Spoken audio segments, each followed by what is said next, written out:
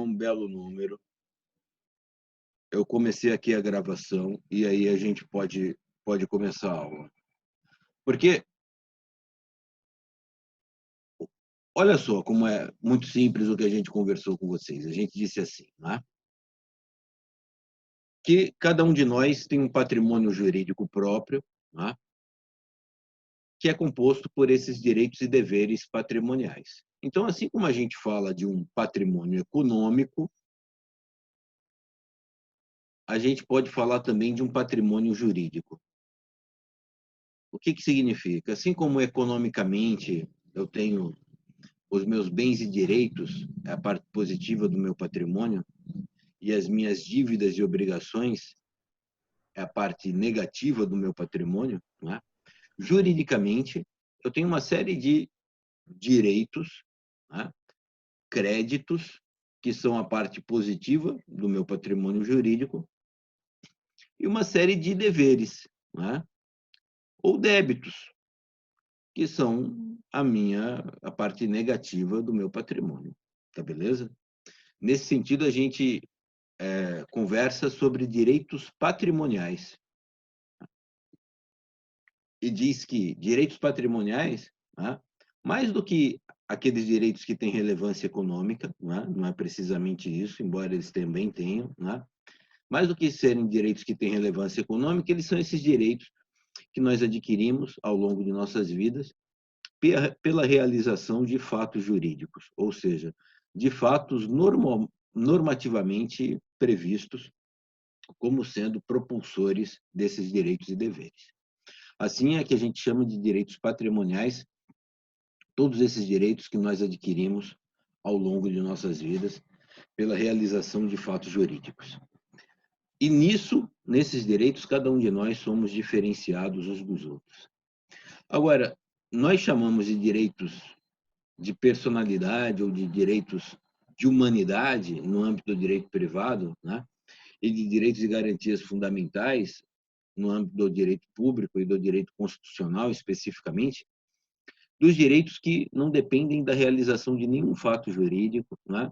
Não dependem sequer de previsão normativa, dos direitos que derivam de nossa própria humanidade, porque estariam fundados naqueles direitos naturais. Então, na aula passada, a gente assentou duas características desses direitos, que são a primeira característica como fontes, né, axiológicas do nosso sistema, né, como núcleos valorativos do nosso sistema, ou seja, né, eles representam valores fundamentais aos quais estão referidas todas as normas e segundo os quais devem ser interpretadas todas as normas. Mas dissemos que esses direitos, né, mais que isso, eles ficaram objetivados nos vários direitos positivos ocidentais. E eu estou falando dos direitos positivos ocidentais porque eu não conheço os direitos positivos, né, não ocidentais, né, do Oriente. Eu não tenho vivência jurídica suficiente para dizer como é que são os direitos humanos, né, na Índia, na China. Mas me atrevo a dizer que provavelmente no Japão eles seguem essa linha ocidentalizada aí, né, de objetivação dos direitos de humanidade no direito positivo, ou seja, do tratamento normativo desses direitos. E se é assim, né, então, se na medida em que eles estão objetivados, esses direitos fundamentais podem ser exercidos individualmente, né, porque garantidos normativamente, né, fica fácil de exercê-los individualmente. Qualquer um pode acionar o judiciário para garantir o seu direito de locomoção, para garantir a sua liberdade de expressão, sua liberdade de crença, né? Qualquer um dos seus direitos fundamentais.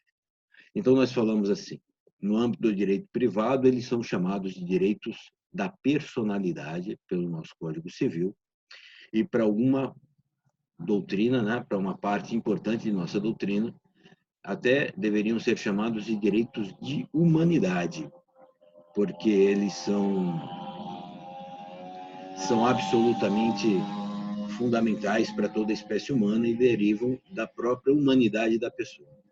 Então, para acentuar, esses chamados direitos da personalidade não precisam de previsão normativa, nem de realização fática, né, nem de finalmente, nem mesmo de personalidade jurídica. Então, o indivíduo não precisa nem ter nascido com vida para ter os direitos de personalidade e nem sequer precisa ainda estar vivo para ter os direitos de personalidade. Mesmo morto, os tem, mesmo ainda não nascido, os tem, né? No que cabe, naturalmente, mas os tem. Esses são os direitos da personalidade e essa é a parte introdutória de nossa aula. Deixa eu ver se tem alguém tentando falar comigo pelo WhatsApp, se não, alguém poderia pedir para o professor me aceitar na reunião. Essa foi a Kelly, eu acho que já está aceita, né, Kelly? Eu vou tirar o volume do meu celular aqui, então. Pronto. Ora, assim, bonitões, a gente apresentou para vocês os direitos da personalidade na aula passada e hoje, né, a gente precisa discutir esses aspectos normativos dos direitos da personalidade. Então, vamos, sem mais delongas, lá para os artigos 11 e seguintes do seu Código Civil. Eu quero dizer o seguinte, né, que todos esses direitos estão normalmente regulados em leis marginais. Então, existem leis extravagantes, leis fora do Código Civil, que vão pormenorizar o exercício desses direitos. Mas aqui a gente só quer exemplificar no Código Civil para vocês, a essa altura dos nossos estudos, a gente só quer exemplificar que os direitos de personalidade dizem respeito, então, à vida e à integridade física, em primeiro lugar, à integridade psíquica e à integridade moral, subsequentemente. Tá beleza? Então, os direitos de personalidade eles não são enumeráveis, não é? Eu não posso citar os direitos da personalidade são esses aqui, mas eles estarão de alguma maneira. Por que eles não são enumeráveis? Porque eles são incontáveis, né? Eu posso a cada dia fazer uma construção de um novo direito da personalidade. É essencial para isso, na medida em que a minha humanidade, o exercício da minha humanidade precise disso, requeira isso. Mas o essencial para isso é que esse direito tem que estar ligado à vida, ou à integridade física, à integridade moral ou à integridade psíquica, tá bom? Então, vamos lá. O artigo 11, inclusive, a gente já fez na aula, mas não custa nada a gente repisar para dar uma logicidade estrutural na aula de hoje, né?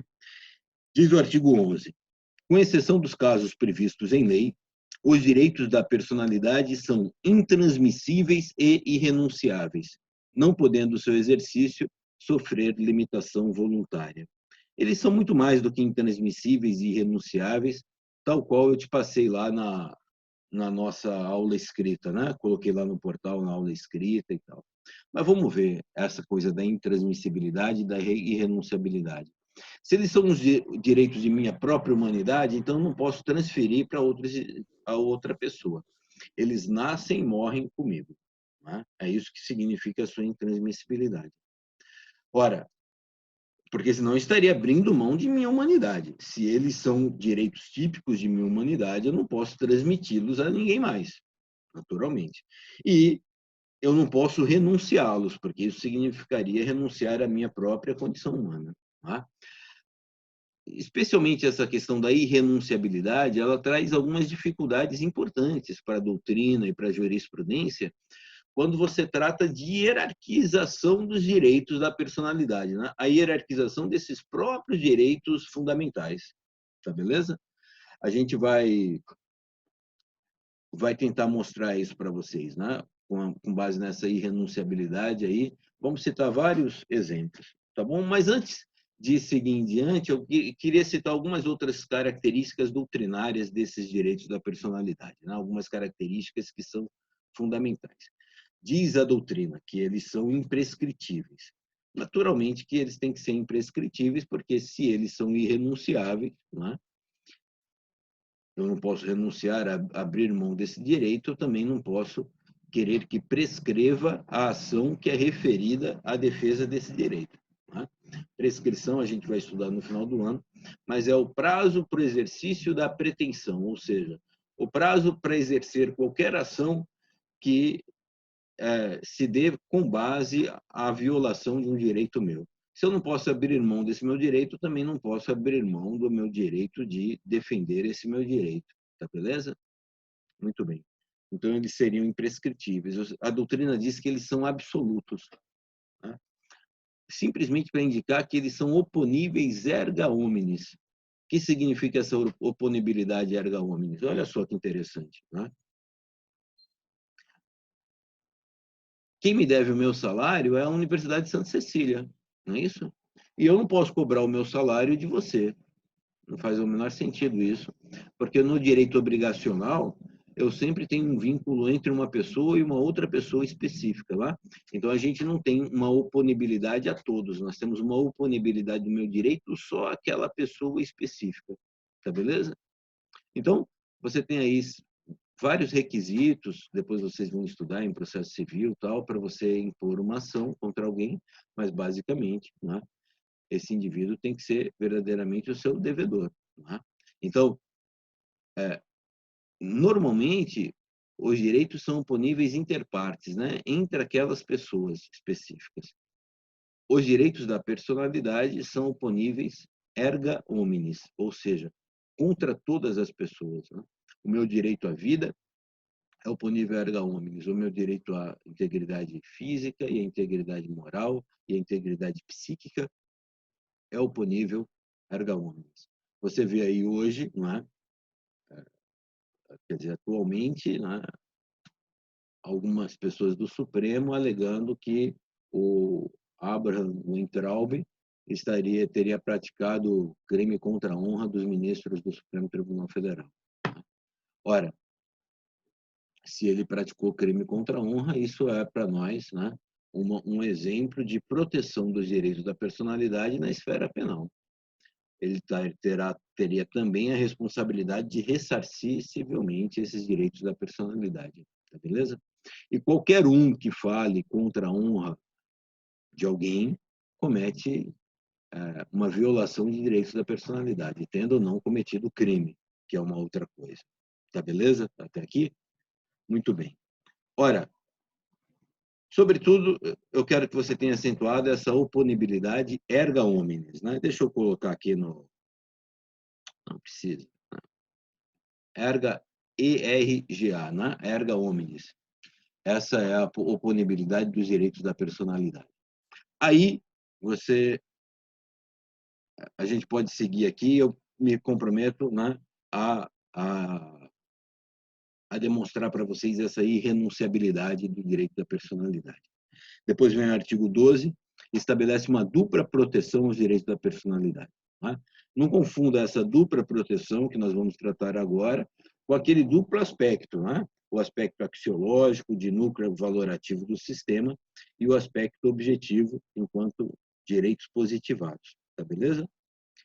Agora, né, uma dupla proteção jurídica, para dizer assim, pode-se exigir que cesse a ameaça ou a lesão a direito da personalidade e reclamar perdas e danos, sem prejuízo de outras sanções previstas em lei. Ora, normalmente, na sistemática normal do direito, a gente até viu isso quando a gente estudou autorizamento normativo, né? A lex era plusquamperfecti quando autorizava, além da reparação, a sanção. Lembra disso?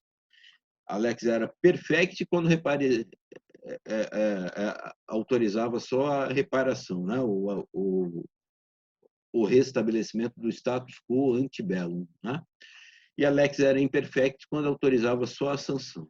Na sistemática normal do direito, eu tenho, portanto, o ato ilícito, né? E depois a atuação do direito, pelo restabelecimento do status quo ante, do estado anterior ao ato ilícito, né? E pela imposição da sanção. Aqui, em termos de direitos da personalidade, eu nem preciso esperar a sua violação, por isso uma dupla proteção, né? Além da reparação por perdas e danos e das sanções, né? Eu ainda tenho a possibilidade de fazer cessar a ameaça ao direito da personalidade. A simples ameaça ao direito da personalidade já me autoriza a uma atuação na defesa desse meu direito da personalidade. Tá beleza? Então, exemplo com o qual os senhores estão acostumados aí pela mídia e tal, é o chamado habeas corpus preventivo, né? O camarada ainda não foi preso, né? só porque eles pode vir a ter a sua liberdade de locomoção restrita, então eles já impetram habeas corpus preventivo e conseguem uma ordem para evitar possível violação ao seu direito, uma ordem judicial. Tá beleza? Agora, no âmbito do direito civil, a gente viu, né, que foi escrita uma biografia aí do Roberto Carlos, por exemplo, né? Esse livro, uma biografia não autorizada, esse livro foi impresso, né? Chegou a ser distribuído nas várias livrarias e no dia anterior ao seu lançamento, no final de semana que precedia o seu lançamento, houve uma ordem judicial e mandou recolher todos esses livros aí. Né? O que é isso? Olha? Então, eu estou fazendo cessar a ameaça a um direito da personalidade. Ela ainda nem estava configurada, não há lesão a esse direito da personalidade. A sistemática normal seria, se houvesse, então, alguma inverdade, essa inverdade seria apurada, né, dentro da obra, haveria o cometimento do ato ilícito e haveria uma reparação por danos morais. Né? Mas aqui nem é necessário isso, eu já posso evitar a lesão antes que ela venha a ocorrer, tá beleza? Como eu posso também impedir a lesão, né, que continue a agressão a esse meu direito da personalidade, né? Com relação aos direitos de imagem, por exemplo, isso é bastante visível, factual, né?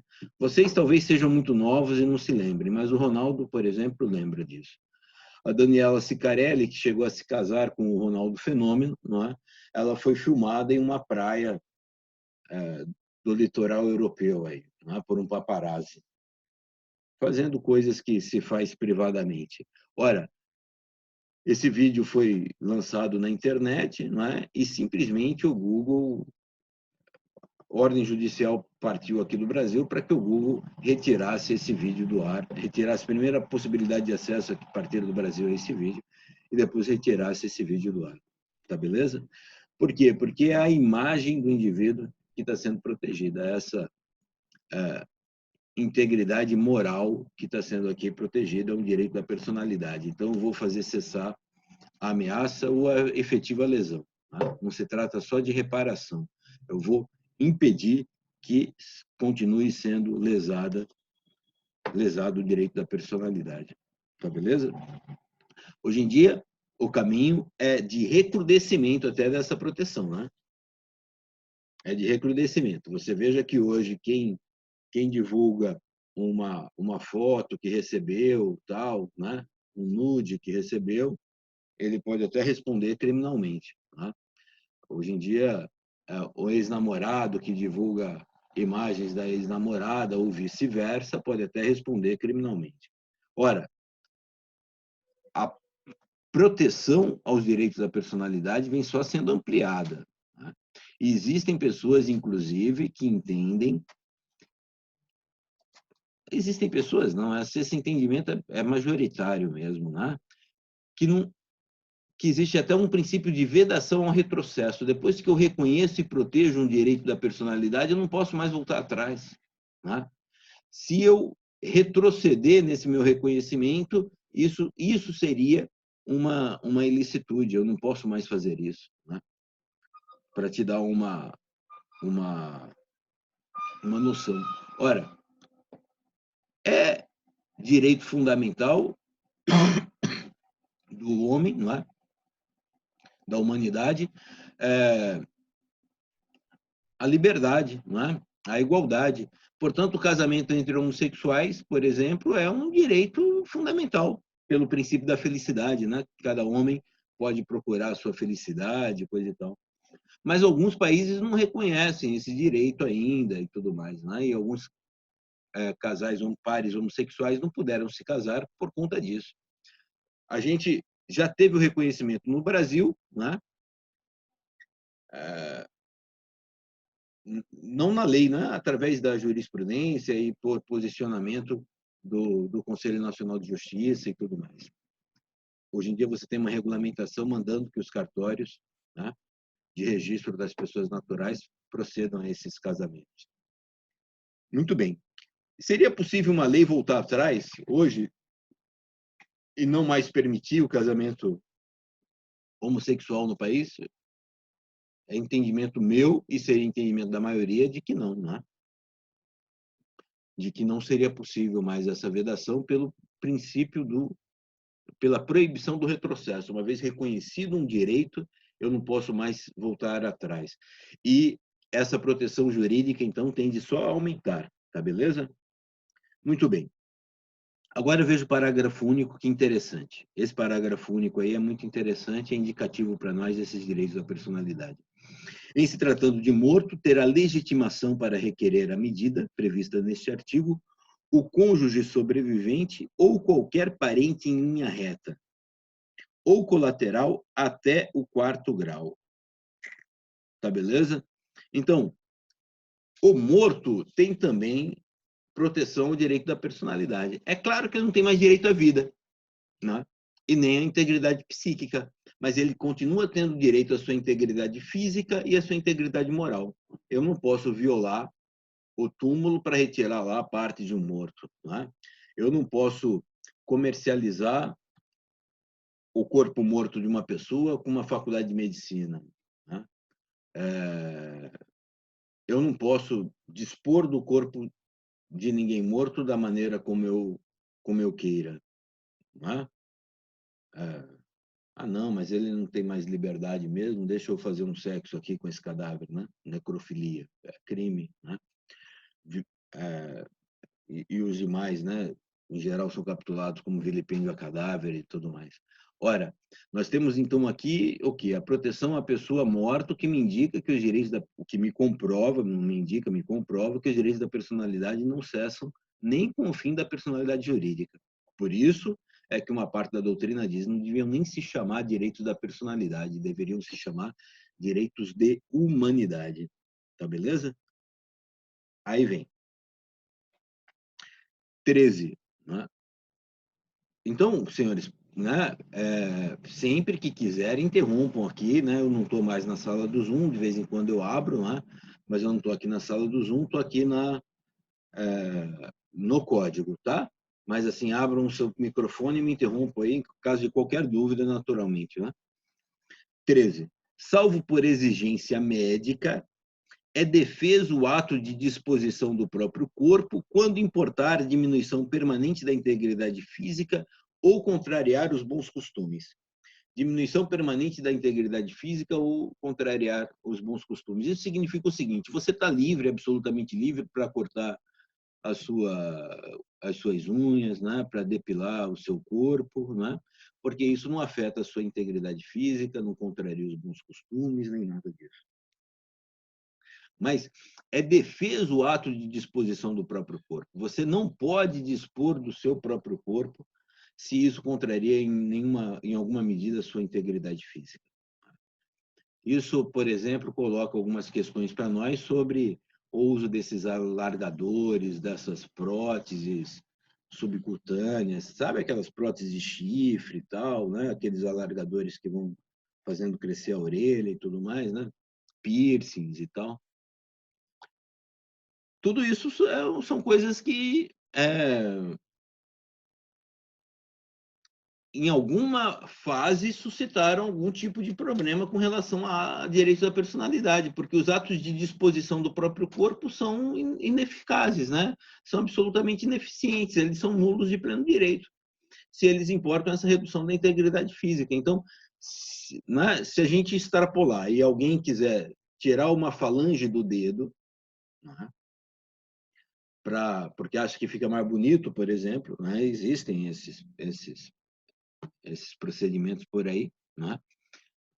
Esse ato de disposição, ele autorizando o profissional a fazer a retirada da falange do dedo, é um ato que não tem validade. Então, o camarada que praticou esse ato pratica lesão corporal, tá beleza? Porque esse ato, uma vez que o direito da personalidade seja indisponível, né? Não está à minha disposição, então esse ato de disponibilidade é um ato ilegal, é um ato nulo de pleno direito, tá beleza? É defesa, é proibido o ato de disposição, né? Se é defesa o ato, então se a lei não fixa uma sanção maior, o artigo 166 estabelece a nulidade do ato, né?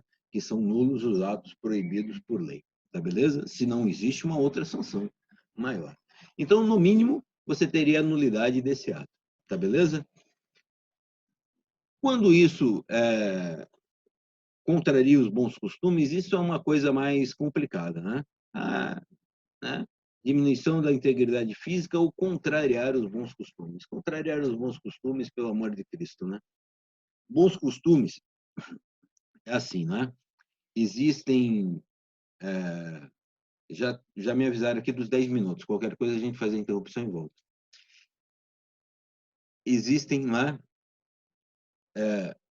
no direito, né, controles condicionais que são burocratizados, que dizem, por exemplo, tem prazo para responder uma ação e tal, né? E existem controles finalísticos, né? Que não são burocratizados, que controlam a finalidade de uma decisão, né? Então, você tem que realizar o bem comum e coisa e tal, tá beleza? Nesses controles finalísticos, sobretudo esses controles finalísticos, eles se valem dos chamados conceitos jurídicos abertos. Vou repetir. Conceitos jurídicos abertos, né? O que é um conceito jurídico aberto? É um conceito cujo núcleo de significado é muito vasto, né? Para que caiba, né, a atualização desse conceito a cada tempo histórico, naturalmente, tá beleza? Então, disse que é vedado que contraria os bons costumes, justamente para que a gente possa fazer essa atualização. Agora, como, né, ninguém sabe exatamente o que é bons costumes, é complicado isso, né? E o importante é que a técnica jurídica não julgue moralmente, né, segundo a sua moral e a sua preferência pessoal, o que sejam esses bons costumes, né? Que ela tem um julgamento objetivo. Então, eu não vou pensar no que são bons costumes do ponto de vista da minha igreja, eu não vou pensar o que são bons costumes do ponto de vista da minha religião, né? Eu tenho que pensar em bons costumes do ponto de vista da possibilidade de que isso ofenda a moralidade da sociedade como um todo ou não, né? Porque senão eu estarei usando isso como um retrocesso, né? Ao contrário de fazer a atualização, eu faço a volta para o passado desses conceitos, tá beleza? Mas o fato é o seguinte, portanto, então se não é uma exigência médica que me leva à amputação de uma perna, amputação de um membro, eu não posso fazer isso, né? Disponibilizar o meu próprio corpo, se isso não importa, se isso importa a diminuição da minha integridade física ou ofensa aos meus costumes. Essa que é a grande questão, tá beleza? Por que isso? Por causa da indisponibilidade do direito da personalidade, né? A minha integridade física é indisponível para mim, significa dizer, né, que que eu não posso, né, voluntariamente abrir mão da minha integridade física. É exatamente isso que significa dizer, tá beleza? Por conta disso, por exemplo, as cirurgias de transexualização, de transgenitalização, melhor dizendo, né, mediante as quais o homem, por exemplo, se transforma em uma mulher, né, foram por muito tempo proibidas em nosso país, né? O transexual que eu conheci na minha adolescência, pela mídia, naturalmente, a, a grande mulher transexual da minha adolescência, foi capa de Playboy e tudo, chamava-se Roberta Close. Roberta Close era uma transexual operada na Europa. Por quê? Porque aqui no Brasil não tinha técnica, não. Porque aqui no Brasil não era possível fazer a cirurgia de transgenitalização, posto que, veja, ela significa, né, uma mutilação, né, um ato voluntário de disponibilização da minha integridade física, né? Eu tenho que tirar todo o corpo cavernoso do pênis, né? Eu fico só com a zona sensível da glande do pênis e faço a reconstrução, né? A construção do canal vaginal, da região clitoriana, com essa parte que me sobra do pênis, mas todo o corpo cavernoso, né? Eu não me lembro como é que chama essa parte do homem, né? Que fica as bolas, tal, né? Tem que ser retiradas e tudo mais, né? Então, o que a gente está dizendo aqui, tentando dizer para vocês? Olha como é complicada a indisponibilidade. Eu não posso dispor de minha integridade física porque eu não posso dispor de um direito da personalidade. Mas se eu não pudesse dispor da minha integridade física, eu não poderia realizar a minha integridade psíquica. Né? Hoje em dia, a cirurgia de transgenitalização, eu vou colocar um acórdão para vocês, aliás, sobre isso, né? Como complemento dos seus estudos, só para quem tiver interesse de mergulhar mesmo um pouquinho mais nisso. Mas hoje em dia a cirurgia de transgenitalização ela não é só permitida, como ela é realizada pelo SUS, né? Como já é reconhecido o direito que o transexual tem de ser chamado pelo seu nome feminino e de constar pelo seu nome do novo sexo, né? E de constar em seus documentos o novo sexo. Né? Então, não só o homem, né, o nascido homem transexual, ele tem o direito de se submeter à cirurgia, como ele tem o direito de se submeter à cirurgia custeada pelo Estado, né, pela sociedade, através do SUS, como ele também tem o direito de passar a ser conhecido como mulher, né, por seus documentos e ser chamado pelo seu nome feminino de preferência, né? Não é questão só de nome social, como depois ainda teve essa modificação aí promovida pela Dilma, né? Da pessoa ter o direito de ser conhecida por nome social, não, é o direito de ter todos os registros alterados para se identificar realmente como uma mulher. Por quê? Porque a medicina chega à conclusão que existe um transtorno de identidade sexual mesmo, é isso que é a transexualidade, não é uma doença, mas é um transtorno de identidade sexual, quando eu, na verdade, não me identifico com o meu sexo biológico, então eu tenho a necessidade de fazer essa transgenitalização. E isso é uma discussão linda, maravilhosa, nesse acórdão que eu vou colocar para vocês. Tomara que dê tempo de colocar hoje ainda. Vai depender da hora que eu terminar aqui. Mas é uma discussão fantástica lá. Por que, que o transexual tem esse direito, né? E aonde que estão os limites desses direitos e tal, né? As origens, né? A Nancy Andrighi, que é a ministra do STJ, que faz o voto que vocês vão ver, né? Que a gente poderia discutir em sala de aula, pode ficar até uma conferência para a gente discutir. A Nancy Andrighi, ela vai ao direito comparado, né? Estuda o direito em outros países, né? E vai às raízes históricas da transexualidade lá na Índia e tal, para mostrar que as pessoas que são transexuais, né? Onde não é permitido que elas façam transgenitalização, simplesmente se mutilam, né? Então existe uma classe na Índia, por exemplo, de pessoas que abriram mão de suas famílias, abriram mão de tudo para viver, né? Para viver, né? Na verdade, não transgenitalizados, mas simplesmente porque eles vão lá e tiram tudo porque eles não reconhecem aquilo como parte do seu corpo. É um voto muito bonito, esse voto da Nancy. Muito bem, não é? Então, aqui o que a gente está falando? Está falando de disponibilidade, tá beleza? É isso que a gente está falando. Quando a gente fala de disponibilidade, também é claro que eu não posso abrir mão, é claro que eu não posso transferir, mas como é que ficam os direitos de personalidade com relação à sua cessão de sua expressão econômica? Porque a obra da professora Maria Helena Diniz, do professor Silvio de Salvo Venosa, do professor Miguel Reale, de qualquer uma dessas pessoas que vocês estudam aí, faz parte de sua integridade moral, né? E psíquica. É expressão do indivíduo essa obra. Então, faz parte do que ele significa socialmente. É direito de imagem. Assim como as fotos da Gisele Bündchen são direito de imagem e tal. É claro que esses direitos não são alienáveis, eles não podem nem ser transferidos, mas eu posso, por exemplo, ceder o seu uso comercial, né? Como esses autores fazem para a editora, como a Gisele Bündchen faz com relação a uma foto sua.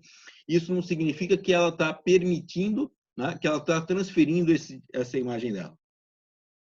É por isso que eu não posso pegar uma imagem, né? Existem vários processos desse teor, eu vou citar um, né, que foi mais marcante para mim, né?